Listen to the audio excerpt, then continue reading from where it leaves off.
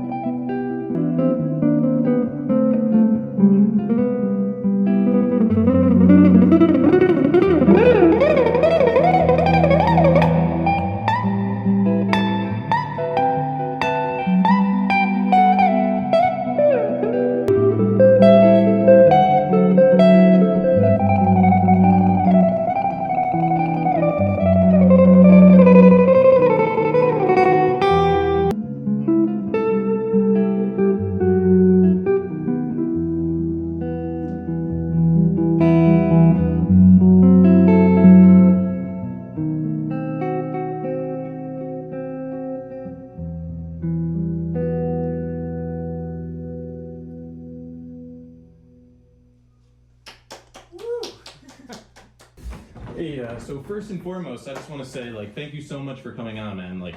It's a real treat to be here. You know, from the first time that we met, back at the Blue Owl, where you host open mic night every Wednesday, I knew, I was just, right away captivated by, your style, right? Positive attitude, and virtuoso on the guitar. So if you're cool talking about it, I'd love to know kind of where your journey kind of began musically. Before I even picked up a guitar, I just would always hear rock and metal guitar riffs and stuff in my head. There was one fateful day I went to a friend of mine at the time. They have this guest house. I was out there digging around and I came across this guitar. It's like an old dusty guitar. And I sat out there and I played it for hours and hours. That was when I was 14, 15. Oh, wow. And so Yeah, you never put it down. No, I never put it down. That was the beginning of the rest of my life, I guess. When I moved to Santa Barbara was January of 2012. It was just maybe 6 or 8 months, somewhere in there, after I graduated. I just remember driving down Stork and Hollister. There's this big strip and there's the palm trees and everything. And I just remember looking out the window, seeing the palms and feeling the breeze, and I could call this place home. Yeah, and was it around the time that you moved here that you started to get involved in the musical scene? Actually, no. I'd already been in school for maybe 3 or 4 years maybe at this point before my first actual gig came my way. My buddy Anthony, who actually lives with me now, he's one of my best friends, and he told me, hey bro, do you want to fill in for me at the Broad House? I just ended up doing that down there at the Broad House, and then it kind of became my whole platform. Wow. They started me off paying me. They weren't even paying me. It was they were giving me $20 on a food tab, but that gig ultimately led to all the other things that I began to do, like private events and my first paid gig. Yeah, because for just to state it, you're doing something I think now that a lot of people almost think is impossible, which is that you're supporting yourself by playing music, by doing what you love. It took a long time. When the Broad House gig was going down, I would walk my gear down there. I put all of my stuff on this 4-wheel dolly and I put moving blankets over and I would put rubber bands around it so it held it all together, and I would walk it down there and I would walk it back, and I do that 4 nights a week. You at some point noticed that, yeah, there are a lot of musicians in here in this town kind of like me who are looking to get exposure, looking to find places to play. And so you were putting on events right here in your own backyard, yeah? Yeah, so when I moved into the Rat Pack, which is a little background story, the house that this house is called the Rat Pack. Before I even moved into the Rat Pack, there were already like a lot of shows that happened here. So I was trying to figure out what kind of event I could do in the backyard. And I was trying to figure out how to get everybody here, because all the other events that we've ever had, it's like everybody shows up late. I was thinking, you know what, if we had an open mic beforehand, then people will come. It'd be like a little buffer, they could kind of trickle in, and then the showcase can begin. You know, it was a really big success. The first time we did it, there was probably like 60 people, and then we did it one other time, and it was just like shortly after that, we just got a noise complaint for some kind of unrelated things. Right. And so it just was totally by chance that I happened to meet Nadia at the Blue Owl. That's how it all transpired, and like it, you know, I think it's a great event, and that's pretty much the first open mic I played when I got to Santa Barbara was the Blue Owl. That's how I started to get to know people and actually feel like, you know, like my own space in this community. Beautiful. The heart and soul behind this event is to build a sense of community, right, and build a sense of belonging and safety, and give people a space where they can feel like a rock star. I know there's probably more than you can name, but if you want to kind of talk about a couple of the current projects that you've got going on in the city. I'm looking forward to playing with a handful of people.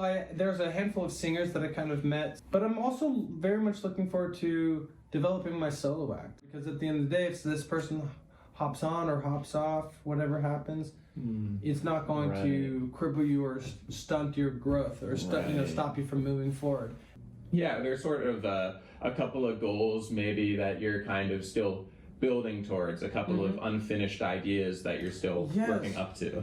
When I just started performing out, and when I officially transitioned and really focusing, you know, I decided I'm gonna just try to do music full time. I just decided to wipe my entire calendar completely clean.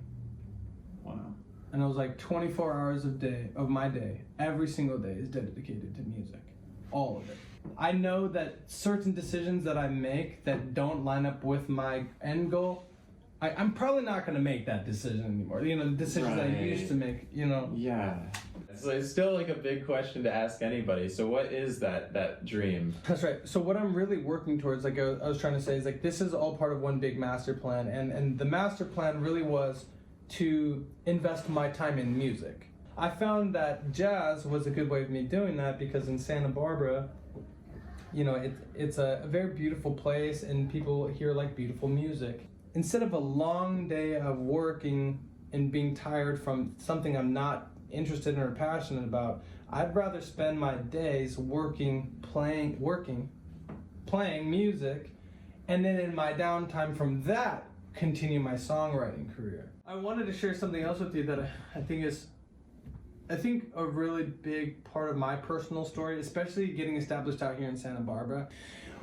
I started to gain some momentum, but as soon as COVID happened, everything stopped, obviously, right? Yeah. And so I was like, man, like I don't even know what I'm gonna do. My brother was like saying, hey man, it'd be really nice if you come help us out and work with, you know, my boss and I. Okay. So I was working with him for a little bit, but I told him I want to be able to go out and busk. This was probably the most game-changing moment in my life or my music career, however, is when I bought this battery. It was a very expensive battery to power all of my gear, and it was like over $1,000. I was thinking, I need to make sure that I can justify it. So I spent every single day from that day on for months, and I treated that like a 9-to-5 job. Yeah. But I ended up paying off the battery in like 8 days. I just didn't even know what was possible. And Santa Barbara is such a supportive and beautiful community that like they really do favor the arts, and they favor the hustle and appreciate that. So I'd wake up at 8, I'd start setting up at 9, I'd start playing at 10, I'd play from 10 till 6 or maybe 8 o'clock. Wow.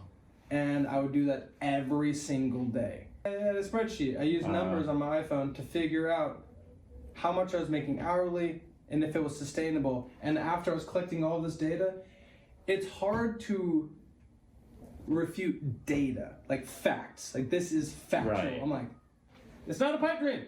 Like, I can do this.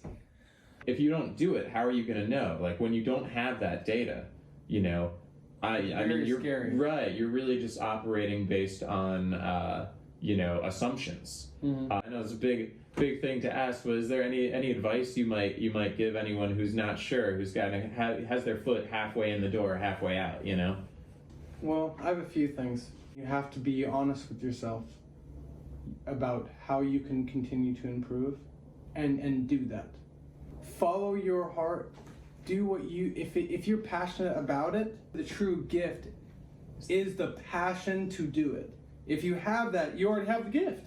Don't be afraid to take risks, especially when you believe in yourself. Stay away from naysayers. Don't listen to people who don't believe in you. I played at it was a talent show. And my mom said to me after the talent show, she's like, you know, I don't think performing is for you, son. Don't listen to your mom. Don't listen to your dad. Don't listen to your best friend. Don't listen to this. Don't listen to anybody. If you feel like you need to do something, don't listen to naysayers. Do what you know that you have to do to get it done. And do it all of the way. Be good at what you do. Hone your craft. Have something genuinely beautiful to offer. You know, Right. If you're not improving, that's gonna be a problem. Anyways, yeah, time in is important. Right. You've got to put in your 10,000 hours. You got to put in the time. Mm-hmm. And well, thank you for putting in the time to have me here and to meet me. Let the folks know if there's any place they can find you on Instagram or on, you know, the social medias. Mm-hmm. Oh, the social medias. You can find me on Instagram and Facebook under Brandon Kinalele. Brandon Kinalele Music really is my music page. So if you want to find me on Instagram or on Facebook for my music, Brandon Kinalele Music. Shouldn't be very difficult to find me because I'm the only one. Well, yeah, just thank you so much again for your time. Absolutely. And, thank you. Appreciate it. yeah, thank you, Brandon. Yeah, very beautiful. Very beautiful, dude. You blew my mind there. Oh, God. Yeah, buddy.